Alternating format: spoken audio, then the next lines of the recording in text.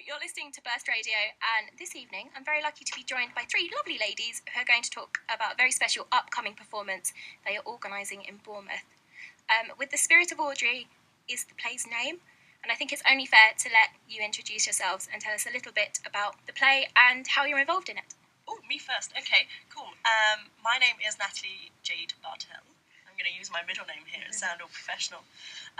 And I am the producer of With the Spirit of Audrey. My name is Laura Harvey, and I'm the writer and director. I'm Hannah Bang-Bang. She sounds so sensual. I'm the erotic art. I'm one of the actresses. Okay. Just anything else? All you need to know. You're going to tell us who you're playing, or anything else? I play Emma. Oh. I play, yeah. There you go. And who's Emma? Oh. All right. So, what is this play about? I don't know. Should I let Laura explain? It's about a woman called Olivia, who gets diagnosed with ovarian cancer, and it's about her relationship with her partner Emma. Hey. Sorry. That would be and how they cope and deal with it all. But Olivia actually turns to the spirit of Audrey Hepburn, Okay. Who sadly she died of ovarian cancer in real life. Okay. So Olivia speaks to the spirit of Audrey Hepburn. So it's a kind of inspirational story, love story, ghost story. Okay. Bit of a comedy. Yeah, a bit it of is. a comedy. It's quite light-hearted. Yeah. That's all right. Because we want people to actually be able to talk about cancer. Yeah. I mean, at the moment, it's still a pretty taboo subject. We don't want it to be a serious play where everybody's just going to leave crying their eyes out. So a few tears might be quite nice. We cry, don't we? Yeah. It's hard to keep ourselves together. Yeah. God. Yeah, but life is filled with sad moments and happy moments, and it doesn't change just because you know somebody who has cancer or because you have cancer. I mean, yeah, it's just a wonderful story. Sorry. Flap at the hands. So, what inspired you to write this play then? I sadly have a lot of it affects my family. Okay. So that was kind of the inspiration. I've got friends who I've lost to it. So yeah, it kind of came from Heart. yeah. She doesn't say much, but when she does, Boom. So yeah, it's a lot of people's stories in there, and I just know so many inspirational people that just it's kind of for them really. Oh, so in their honour. Yeah, yes, it is. You've already touched on that Audrey Hepburn had ovarian cancer. Yeah. Is there another reason why you gravitated towards her? Just because she was a very beautiful woman. Inside and out. Yeah, she was just, when I was doing research about her, she was such an amazing, caring person. And I think if you wanted to speak to the spirit somebody, Audrey Hepburn would be a good one to choose. Would she be your choice? She would be my choice. I talked to her. And we're using footage from her films as the dialogue between Olivia and Audrey Hepburn. So it's actually going to be her voice that you hear. So, yeah, it's will be It'd be quite moving. Yes, yeah. It has been just picking out the quotes to use. Yeah. We were just like reading through transcripts of the films that she's been in and going, oh, this one would be so good. But in real life, she was such a believer in living life to the full, and she did amazing charity work and all that. So yeah, she was just a beautiful woman inside and out. Oh. So I guess this is a question to all of you. How do you go about kind of taking such a taboo subject and then performing and then directing and kind of producing? How does it all go together? Isn't it quite a daunting task? yes. Yeah. It's fine. I think you've got to not focus on that side of it. I think if you sort of focus on doing it in the way that you want to do it, just staying true to how you want to portray it, then that's a lot easier than going, how would everybody perceive this? How would everybody? Because the thing is with life, you're not going to please everybody, and some people are going to want to do it in a different way. But this is about Olivia and Emma. This is their story, and this is how Laura wanted to write it. So we're just trying to do the best that we can under these circumstances. Also, I don't find it a daunting subject, because sadly it's been in my life for many years. So it's not a subject that I find, it's one that I'm used to be around and talking about and things. So I don't. It's not taboo for you. It's not taboo for me. No. I know that this play is for charity and that the proceeds are going to your chosen charities. What are they and why did you choose them? There are 2 charities. One of them is the Lewis Manning Hospice, which, Laura does a lot of stuff with them.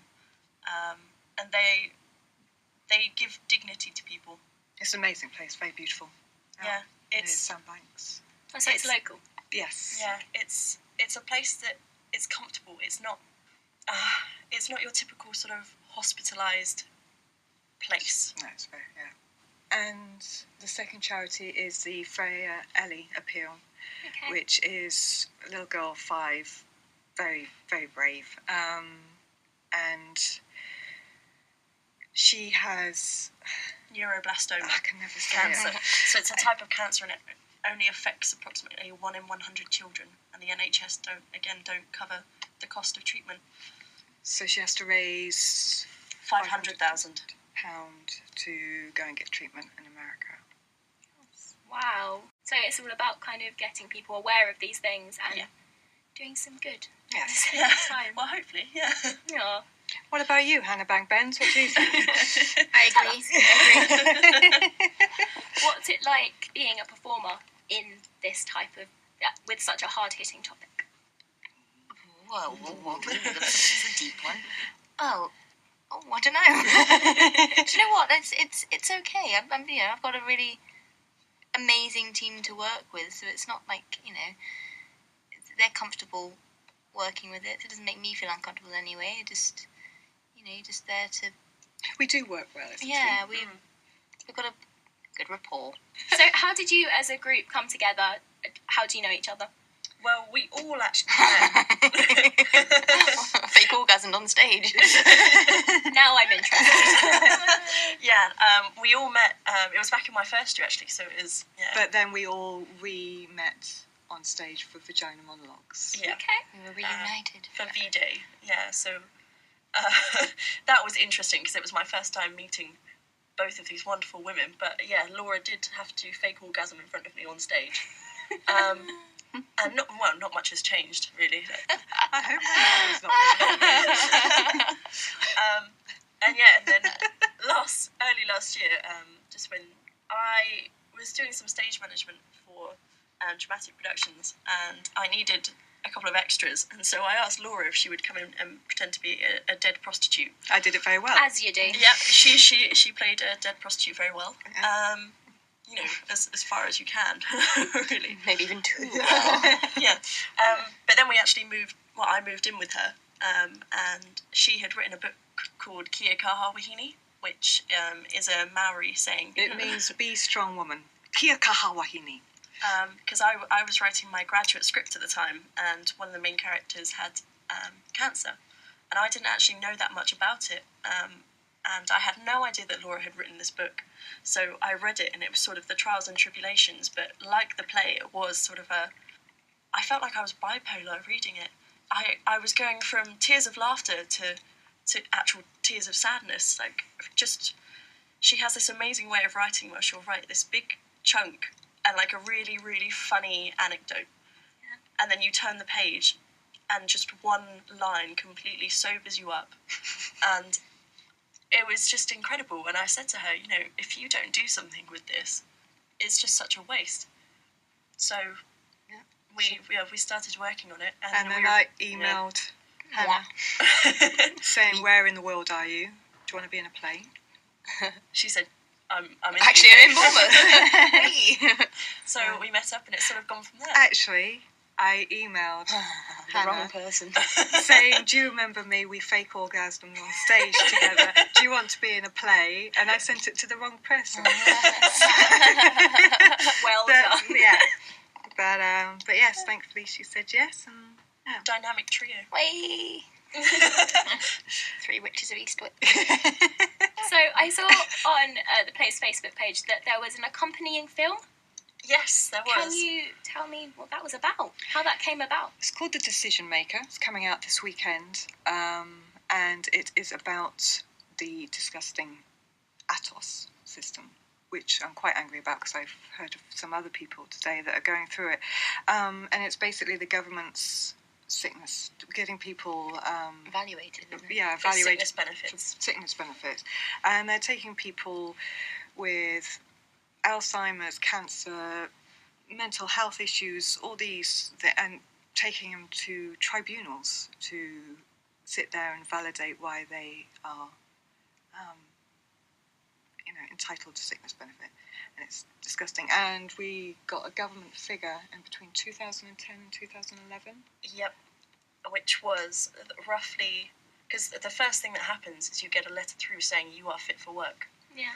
Between July 2010 and July 2011, roughly 10,600 people died between being declared fit for work and getting the date for their Isn't tribunal. that a staggering... And that's the government's own statistic. Isn't that if that was happening because of something else, there'd be... People up in arms about it. And yeah, what is but this? they're hitting people that can't fight back, or they don't have the strength to... Or they don't know that they're entitled to fight back. Yeah, because what they do is they just stop everything. They just say you're fit for work and stop all your benefits and all that. But yes, so you get declared fit for work, and if you go through the appeal process, you get a medical questionnaire through. Which is the same for everybody. Yeah, no matter what, whether it's mental, physical, anything. So then you have to send the questionnaire back, and then you have a medical assessment where, again, it doesn't matter whether it's mental, physical, doesn't matter what condition it is, it's all the same. The truth of it. But we did have a lot of fun making it. There's a blooper reel. The blooper reel's like 4 times bigger than the actual film. But it's just because an amazing group of people all came together who all believed in the same. They all volunteered their time. Like, I sent them a text or sent them an email just saying, please, please, please, are you free for a few hours on such and such a day? Told them what it was about, and they all went, yep, we'll come, we'll help you out. And if someone wants to see that film, where can they find it? Well, it's going to go out this weekend, so Yeah. I think we're having it on Vimeo, is that right? YouTube, Facebook, Yep. Vimeo, Macmillan are putting it up on their website. Amazing. Can you tell us about some of the more light-hearted moments in the play? She threw a cat at me. That was in the... That's just random. Yes. She also jumped on you. Squirted water at me. but that's not the play, that's just general life, isn't it? Oh, that was during filming. That was during filming. Yeah, you also danced with a monopod. That was fun. Yeah. Light-hearted bits in the play. I think just the way that you can see that the two characters love each other. Yeah, the relationship is very... It's playful. Yeah. It's very giggly and also just some of the... It's very hard to explain. just the way they interact, I think. Yeah. Yeah. And having those sad moments. And also Olivia just talks about things how you would talk about things to your friend if things were going on, there's... Well, I can't really say, I don't want to ruin the lines. But it's not done in a clinical way, it's done how you would talk to a friend about your nether regions. So, in a very warm way. it's a very warm nether region-y kind of play. Yeah. We should stick that on the poster. That is a second. Come warm your nether regions. Come warm your nether regions. It's got lesbians and warm nether regions. That's it. That doesn't draw an audience, nothing. Have you got anything, Hannah, to say just to finish off? One classic word. Thank you. There you go. That was Thank you worth very it. much. Thank you. Thank you so much for having us. Thank you.